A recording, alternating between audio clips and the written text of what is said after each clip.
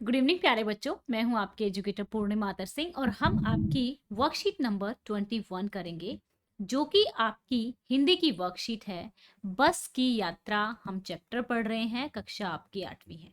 ठीक है बच्चों, ये चैप्टर मैंने आप लोगों को पूरा पढ़ाया हुआ है और निशा मैम ने भी आपको ये पूरा पढ़ाया हुआ है।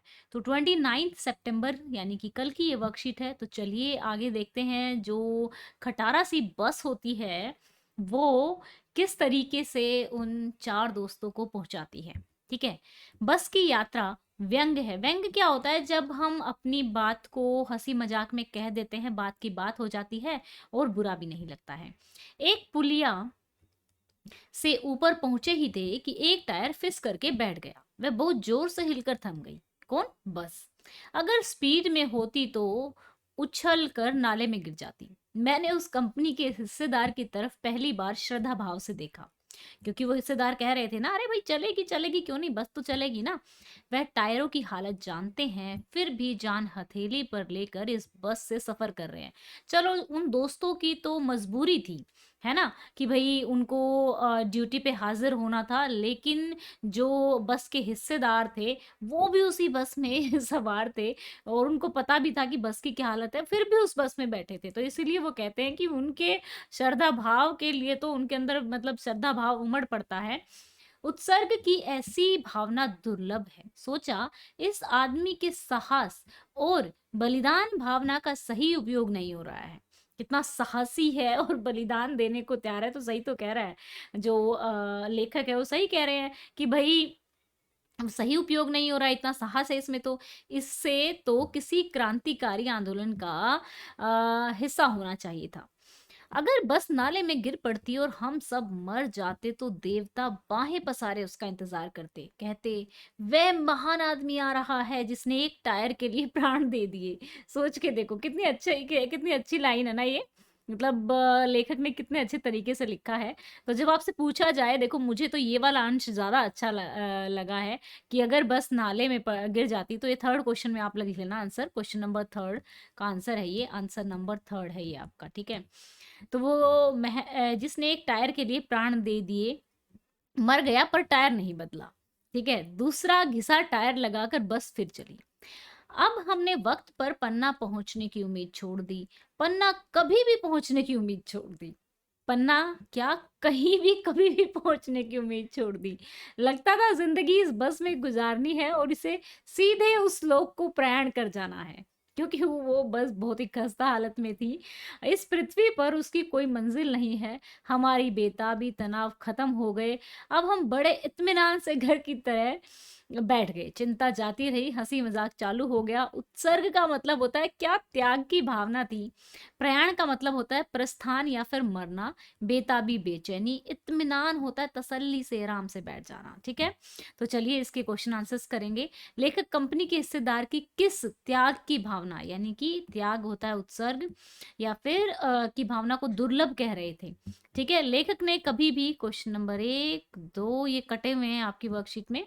एनीवेज मैं लिख देती हूँ यहाँ पे, गतिविधि 5वां है हमारा। ठीक है, तो पूरे पाठ में आपको सबसे अच्छा अंश कौन सा लगा, वह क्यों?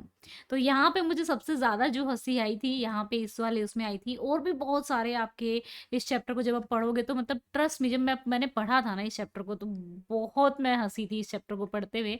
और जिस तरीके से लेखक ने इसको लिखा हुआ है वो तो बहुत ही उम्दा है और बहुत ही मजेदार है। ठीक है, तो यहाँ पर हमारा ये वाला आंसर हम आप 3 लिखेंगे, बाकी मैं आप लोगों को लिखवा ही रही हूँ। ठीक है, तो चलिए स्टार्ट करते हैं यहाँ पे अपने आंसर्स को लिखना। यहाँ पे आ जाओ बच्चों। लेखक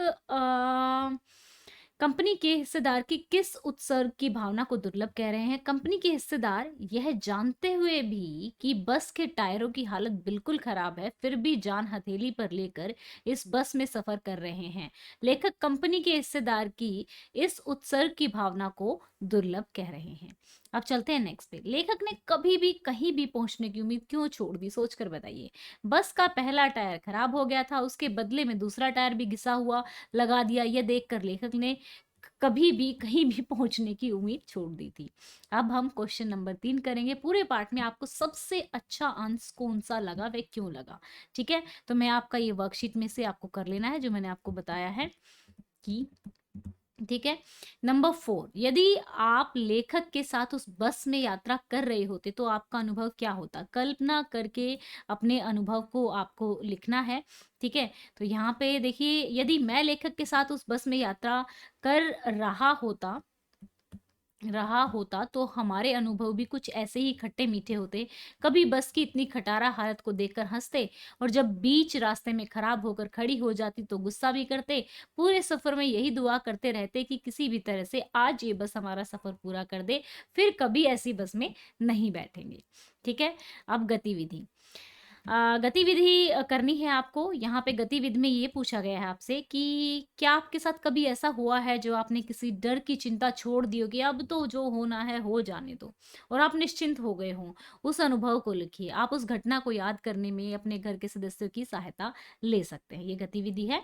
तो चलिए यहाँ पे देखिए, हाँ, एक बार हम गर्मी की छुट्टियों में अपने परिवार के साथ पहाड़ी क्षेत्रों में घूमने गए थे।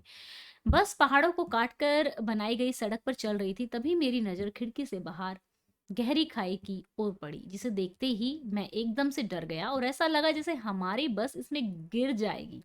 फिर मैंने थोड़ी देर के लिए अपनी आंखें बंद करके सोचा कि जो भी होगा देखा जाएगा और डर की चिंता छोड़कर निश्चिंत होकर बैठ गया और बाहर के पहाड़ी दृश्यों का आनंद लेने लगा। तो ये हो गई है हमारी वर्कशीट बच्चों। एंड जल्दी से चैनल को कर दो सब्सक्राइब और वीडियो को कर दो लाइक। ओके। कोई डाउट हो तो कमेंट करके पूछ सकते हैं। एंड आई होप सो कि आपकी जो वीडियोस हैं अब कंटिन्यू रहेंगी। Thank you, have a nice day, may God bless you. अच्छे से पढ़ते रहो, आगे बढ़ते रहो। Bye bye.